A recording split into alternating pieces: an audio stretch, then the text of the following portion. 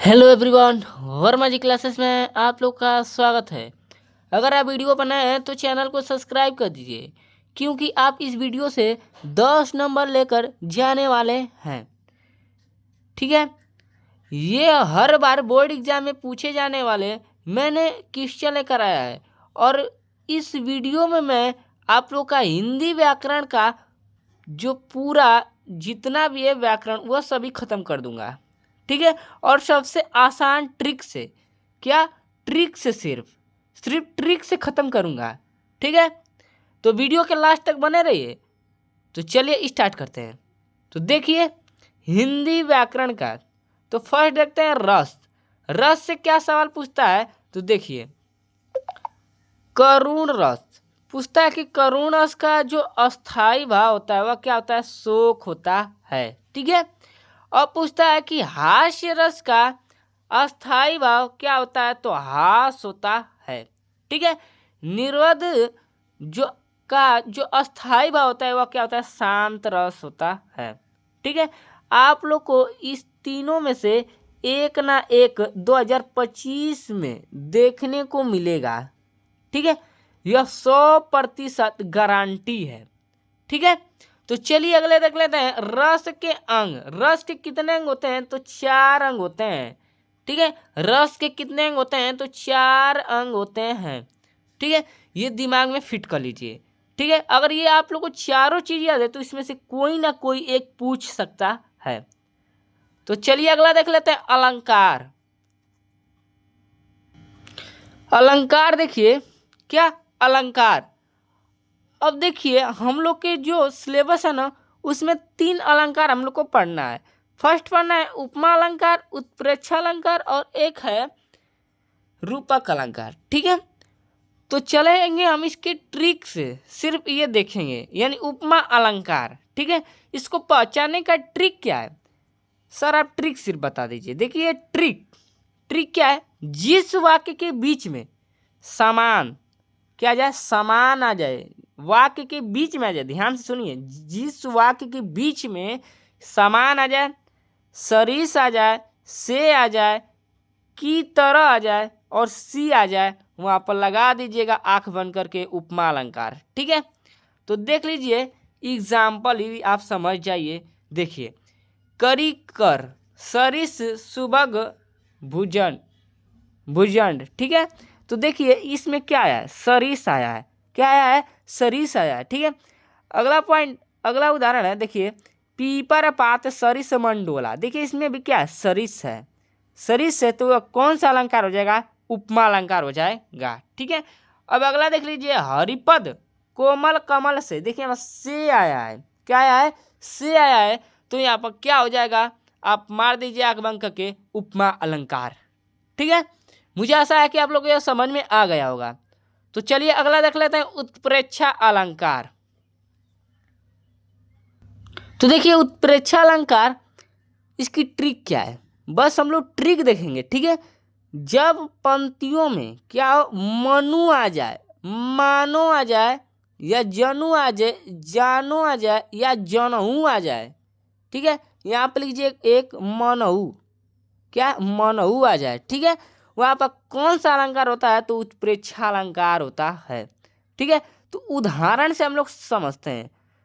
देखिए सोहत ओढ़े, पीतू पटु, श्याम सलोने गात, मनो, मनो आया, क्या मनो। ठीक है, मनो आया है तो यहाँ पर कौन सा अलंकार हो जाएगा, उत्प्रेक्षा अलंकार हो जाएगा। ठीक है, तो देख लीजिए नीलमणि शैल पर आतपु परियो प्रभात। ठीक है, तो यहाँ पर कौन सा अलंकार हो जाएगा, उत्प्रेक्षा अलंकार हो जाएगा। ठीक है, यहाँ पर क्या है, मनु आया है, क्या है, मनु आया है, तो यहाँ पर कौन सा अलंकार हो जाएगा, उत्प्रेक्षा अलंकार हो जाएगा। चलिए दूसरा एग्जाम्पल देखते हैं।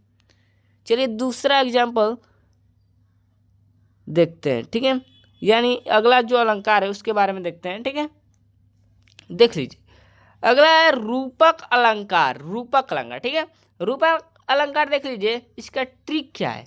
ठीक है, तो जब वाक्य में योजक चिन्ह, यानी ऐसा जो चिन्ह है ना वह देखने को मिल जाए तो वहां पर रूपक अलंकार होता है। तो चलिए उदाहरण देख लेते हैं। तो देख लीजिए उदाहरण क्या है।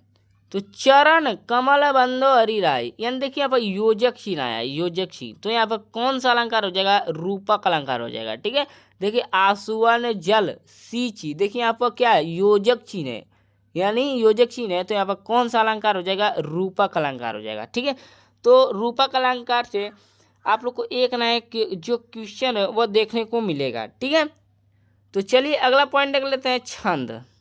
क्या देख लेते हैं, छंद देख लेते हैं। ठीक है, देखिए जो रोला होता है ना, रोला, उसके प्रत्येक चरण में कितनी मात्राएं होती हैं, तो 24 मात्राएं होती हैं, ये पूछा है। ठीक है, आप 2024 का पेपर उठाकर देख लीजिए, उसमें यह पूछा है। ठीक है, देखिए अगला आता है सोरठा के पहले चरण में। सोरठा के पहले चरण में कितनी मात्राएं होती हैं, तो 11 मात्राएं होती हैं। और आगे नोट कर लीजिए कि सोरठा के दूसरे चरण में 13 मात्राएं होती हैं और चौथे चरण में। ठीक है, तो अगला देख लेते हैं वाक्य।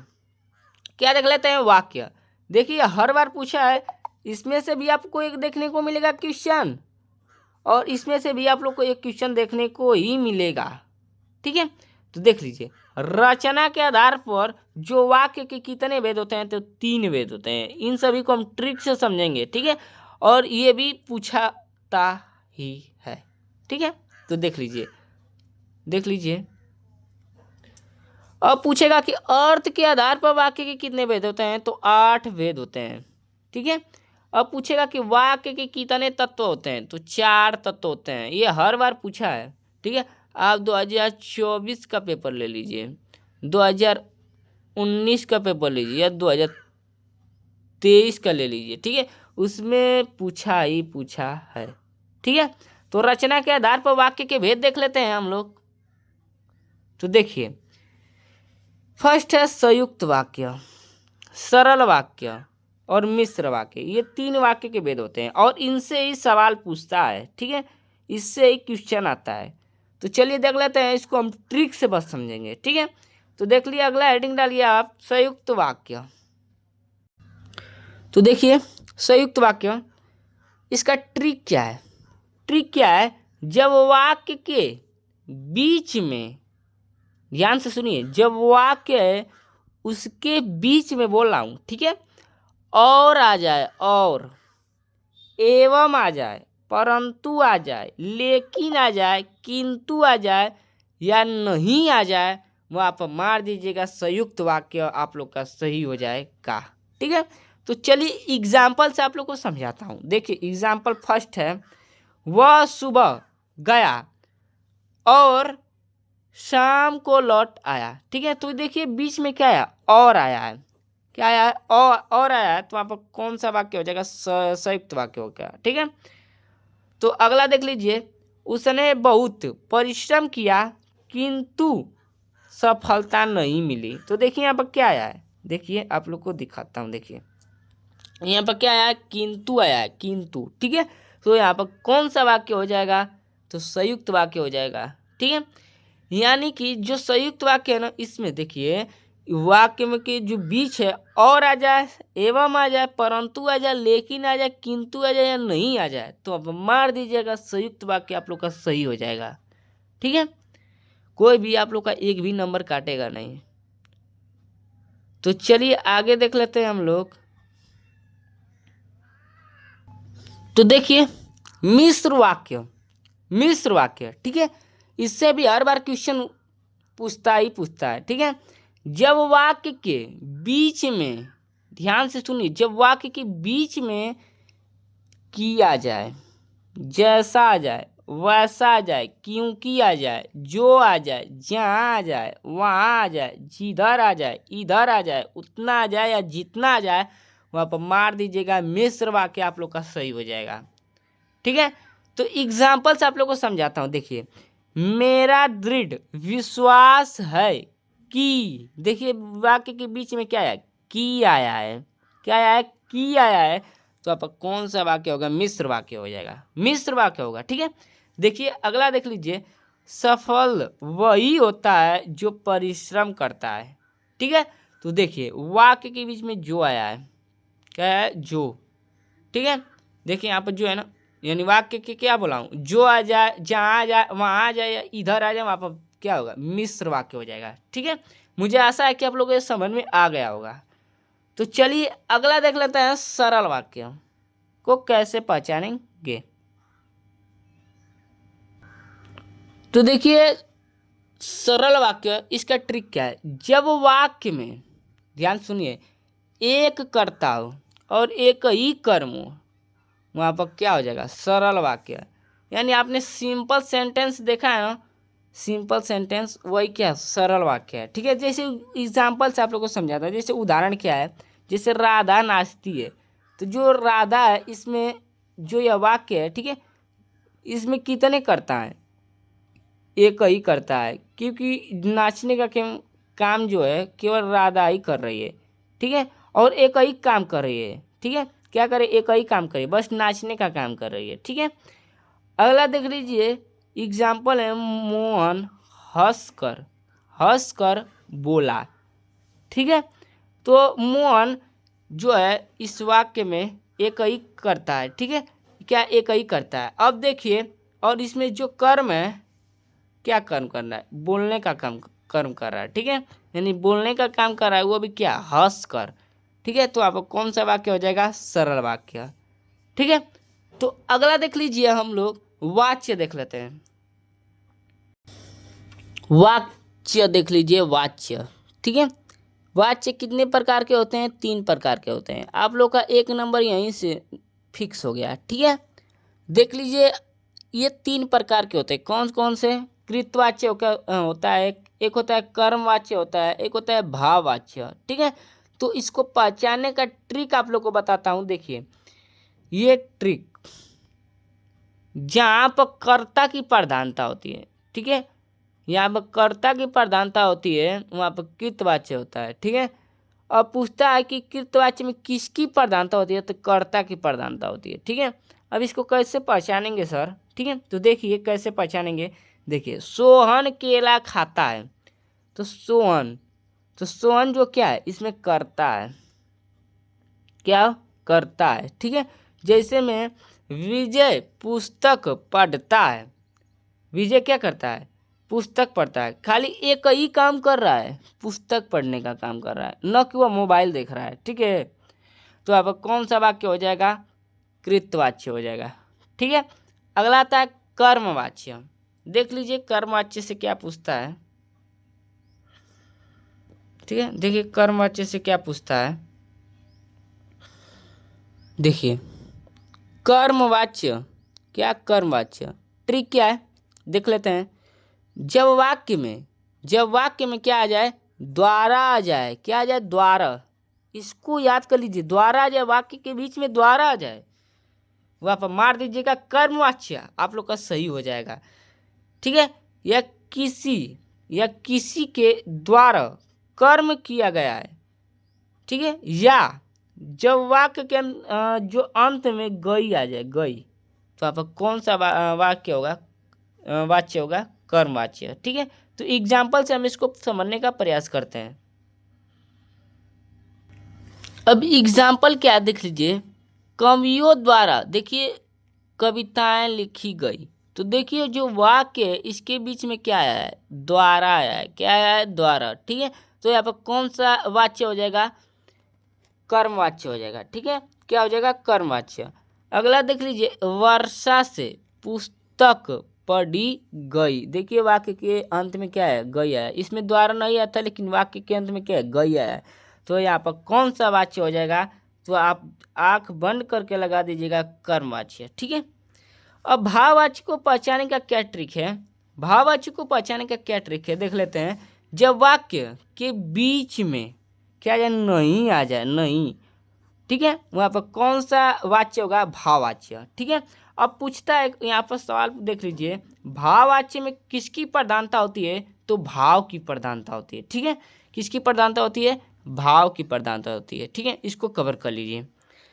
तो चलिए इसका एग्जाम्पल देखते हैं। देखिए, राम से टहला भी नहीं जाता है। ठीक है, तो वाक्य के बीच में क्या है, नहीं आया है, तो यहाँ पर कौन सा वाच्य हो जाएगा, भाववाच्य। ठीक है, जैसे में देख लीजिए, मुझसे उठा नहीं जाता, यानी मुझसे उठा नहीं जाता। तो वाक्य के बीच में क्या नहीं आया है, तो यहाँ पर कौन सा वाक्य हो जाएगा। तो अब आंख बन के ट्रिक लगा दीजिएगा कि जिस वाक्य के बीच में नहीं आया है तो आप आंख बंद करके ट्रिक मार दीजिएगा भाववाच्य। ठीक है, तो चलिए हम आगे देख लेते हैं समास।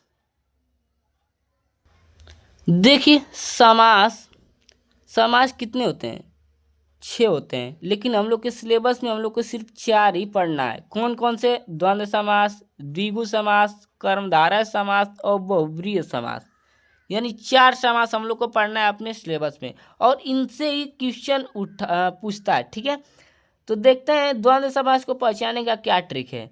जब वाक्य के बीच में योजक चिन्ह, ऐसा चिन्ह मिल जाए, या देख लीजिए, एक दूसरे के विलोम हो, वहाँ पर द्वंद्व समास होता है।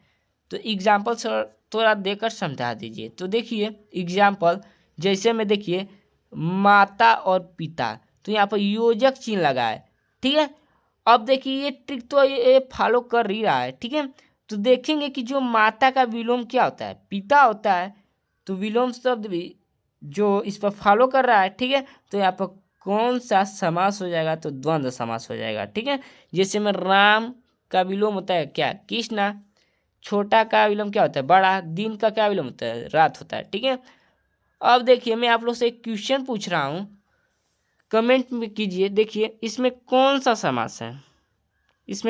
समास है, आप कहेंगे कि द्वंद्व समास है, लेकिन गलत। यहाँ पर द्वंद्व समास इसमें नहीं है। आप लोग कमेंट में बताइए कि इसमें कौन सा समास है। ठीक है, तो चलिए अगला देख लेते हैं हम लोग, द्विगु समास। तो देखिए द्विगु समास में क्या होता है, देखिए ट्रिक क्या है, जो शब्द संख्या से शुरू होता है, वो आप मार दीजिएगा द्विगु समास। ठीक है, तो देखिए हम लोग यहाँ पर उदाहरण से समझते हैं। तो देखिए नवरत्न, तो देखिए इसमें जो सबसे पहले संख्या से स्टार्ट है, यानी 9। ठीक है, यानी देखिए क्या हो गया, यहाँ पर द्विगु समास है। जैसे सप्तद्वीप, देखिए सप्त मतलब क्या होता है, 7 होता है, क्या होता है, 7। ठीक है, और यहाँ पर 9 का मतलब क्या है, 9, क्या होता है, 9 होता है। ठीक है, तो यहाँ पर कौन सा समास हो जाएगा, द्विगु समास। ठीक है, चलिए अगला देख लेते हैं कर्मधारय समास के बारे में। तो देखिए कर्मधारय समास क्या है, देखिए इसका ट्रिक क्या है, पहचानने का ट्रिक, विशेषता बताने वाले समास को कर्मधारय समास कहते हैं। अब देखिए समझ में नहीं आया सर, तो उदाहरण से देख लेते हैं। देखिए काली मिर्च, तो जो मिर्च है वह कैसी है, काली है। ठीक है, तो मिर्च की जो विशेषता है कौन बता रहा है, काला रंग बता रहा है।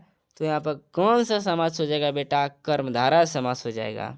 ठीक है, तो देख लीजिए अगला नीलकमल। नीलकमल में कौन सा समास है, कर्मधारय समास है। ठीक है, तो अगला आता है बहुव्रीहि समास। क्या बहुव्रीहि समास, इसके बारे में थोड़ा हम जान लेते हैं, ये लास्ट है। ठीक है, देख लीजिए बहुव्रीहि समास क्या होता है। देखिए ट्रिक क्या है, दोनों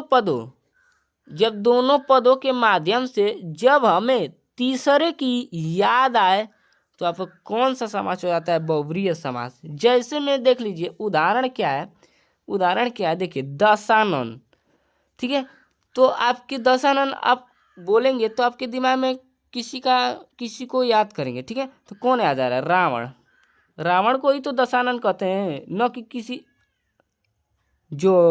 किसी को हम लोग दशानन कहते हैं, क्या उसका 10 सर है कि उसको दशानन कहेंगे। ठीक है, तो रावण को क्या कहा जाता है, दशानन कहा जाता है। ठीक है, तो यहाँ बहुव्रीहि समास हो जाएगा। ठीक है, अगला आता है नीलकंठ किसे कहते हैं, तो भगवान शंकर को। ठीक है, भगवान शंकर को कहते हैं। ठीक है, मुझे आशा है कि आप लोगों को यह वीडियो अच्छी लगी होगी, और अगर आपने इस वीडियो को लास्ट तक देखा है तो आपने इस वीडियो से 10 में 10 कवर कर लिया है। ठीक है, और मैंने आप लोग का 10 में 10 हिंदी साहित्य का भी कवर करा दिया है, जो कि हर बार बोर्ड एग्जाम में पूछता है। ठीक है, तो वीडियो पसंद आए तो चैनल को सब्सक्राइब कर दीजिए। तब तक के लिए धन्यवाद। जय हिंद, जय भारत।